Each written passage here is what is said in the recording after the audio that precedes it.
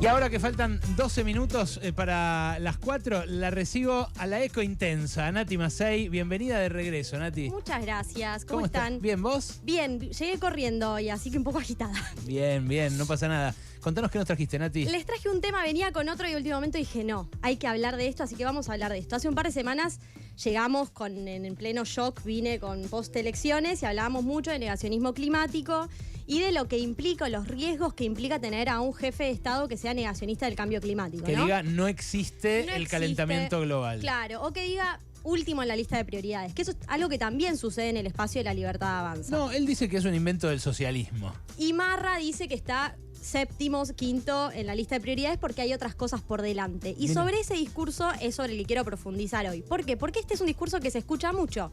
¿Cuál es? Sí, todo bien con el cambio climático, pero frente a los problemas económicos, de desigualdad y sociales, queda muy atrás en la lista de prioridades, justamente. Sí, es una posición que tienen no solamente tipos de ultraderecha como estos que mencionamos, sino gente común. Sí, o gente que incluso está de acuerdo con que haya más justicia social, pero dice, no pasa por ahí. Exacto, entonces me pareció que estaba bueno profundizar un poco en esto y compartirles mi postura. O sea, para mí esto no es así.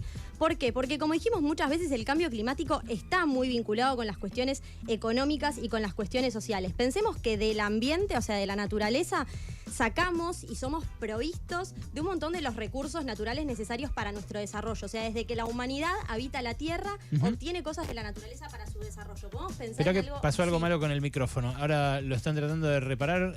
Hay un kilómetro. Mientras tanto te va a pasar su mic Gaby y seguimos con ese. Perfecto. ¿Estamos ahí? Sí. Bueno, pensemos que desde lo más básico, como el agua y el aire, nos los da la naturaleza. Y tal vez suena súper naif decirlo, pues dices, ay, el aire puro y el agua limpia. Sí, bueno, pero sin eso no vivimos. ¿Y qué pasó durante todo nuestro desarrollo de las últimas décadas? Que empezamos a pensar que tener acceso a una Ferrari puede ser mejor que tener acceso y asegurarnos el agua pura y el aire limpio, ¿no? Digo, ahí hay algo raro que se generó en nuestros propios objetivos y en las cosas que queremos como seres humanos para nuestras vidas. Y más allá de eso, también la naturaleza nos provee de los alimentos y nos provee de la energía, o sea, desde lo más básico hasta lo más complejo y lo que nos permite tener industrias, fábricas, etcétera. ¿Qué es lo que sucede? Los recursos de la naturaleza son escasos. Este año hablamos de la fecha de sobregiro de la Tierra y dijimos, estamos consumiendo más recursos de lo que la Tierra puede regenerar en el plazo de un año.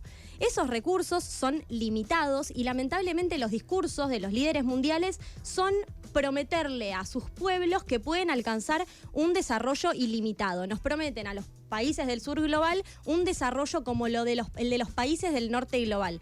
El desarrollo de los países del norte global se logró a causa de la explotación de los recursos de la naturaleza en otra época en la cual tal vez se creía que eran ilimitados, pero las consecuencias de esa destrucción las seguimos pagando nosotros. Entonces ahí hay una promesa que es imposible cumplir. Ese me parece que es un punto clave. Y después la pregunta es, ¿qué hacemos cuando los recursos de la naturaleza se agoten? Entendiendo que son agotables, ¿no? Que son limitados.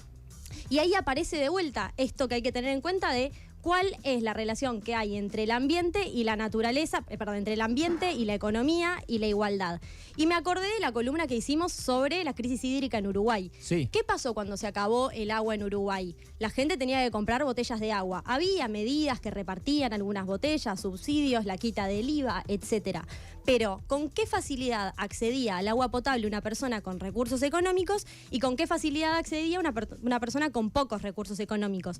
Y además, ¿qué porcentaje de su sueldo representaba para una persona con un buen ingreso y qué representaba para una persona con bajos ingresos? Esto que estás subrayando, Nati, se vio nítidamente en la pandemia. No, ante una catástrofe no es la misma la capacidad de reacción que tiene alguien que tiene guita que alguien que no. Y está bueno que lo destaques porque se está viendo en todo el mundo. En el norte de África, Santi Juncal, nuestro canciller, nuestro columnista internacional, nos trajo lo que pasó en Libia, nos trajo lo que pasó en Marruecos. Y claro, vos decís, nos queda lejos, pero toda la semana tenés 2 o 3 de esas, ¿no? Exactamente, a eso iba. Veníamos de una catarata de olas de calor y ahora tenemos una catarata de tragedias ambientales de otro tipo, como por ejemplo las inundaciones. Y entonces me sumo a lo de Santi diciendo que hay un estudio de atribución de cambio climático que dice que las lluvias torrenciales que se sufrieron en Libia hace un par de semanas fueron 50 veces más probables por el calentamiento global provocado por la acción humana. Mirá, ¿quién es? ¿Cuál es el organismo que lo Es dice? el World Weather Attribution. Me hiciste hablar en inglés. No, Marco. está bien, No, pero capaz así Pero muy les, bien, muy buena pronunciación. Estuvo bien, muy gracias, buena gracias. pronunciation. capaz así les llega la libertad avanza. Porque Claro. capaz lo convences a alguno de que, bueno, hay una fuente en el norte que dice eso. Está bien, siempre me da vergüenza decir las palabras así porque queda medio bueno. Pero ese informe dice eso y aparte dice que algo similar ocurrió con las lluvias caídas en Grecia, en Bulgaria y en Turquía, que fueron 10 veces más probables por el cambio climático. Entonces estamos hablando de eventos naturales, pero intensificados por la acción humana, que tienen consecuencias sobre la vida de las personas. O sea, hay un montón de muertes, pero también económicas. O sea, porque todo ese destrozo tiene una consecuencia económica.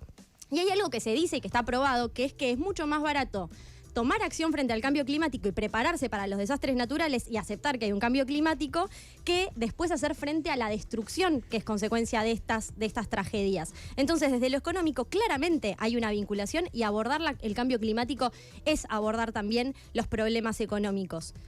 Creo que todas estas consecuencias del cambio climático que estamos viendo en este momento tienen que servir un poco como una prueba de lo que está pasando, pero más allá de asustarnos, también entender que el IPCC, por ejemplo, lo que dice es que todavía hay esperanza. O sea, el organismo de la ONU que hace estos informes sobre cambio climático, todavía hay esperanzas, todavía podemos evitar la catástrofe mayor, pero para eso necesitamos que se tomen las políticas y las medidas adecuadas para hacer frente al cambio climático.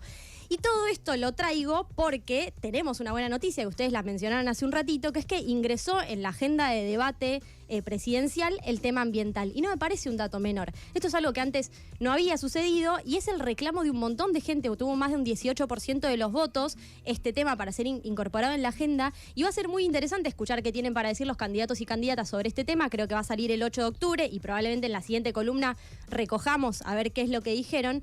Pero no pensemos que hablar de ambiente es hablar de un problema menor y que lo único de lo que hay que hablar es de economía y de desigualdad. Porque hablar de ambiente es de hablar de economía y es hablar de desigualdad. Muy interesante, Nati, este punto de vista que nos traes. Hay uno de los candidatos, el más votado en Las PASO, que ya habló, hizo una primera aproximación al tema ambiental, que fue si una empresa quiere contaminar un río, no hay ningún problema con que lo haga, porque en algún momento se va a contaminar tanta agua que se va a hacer escasa y alguien se va a comprar el río y va a intentar impedir que lo contaminen. ¿Y quién se comprará el río? ¿Los más pobres o los más ricos? Yo lo dejo Solo el destino nos lo dirá. Claro, cada uno en su casa sabe la respuesta. Muchísimas gracias, Nati. A ustedes. Es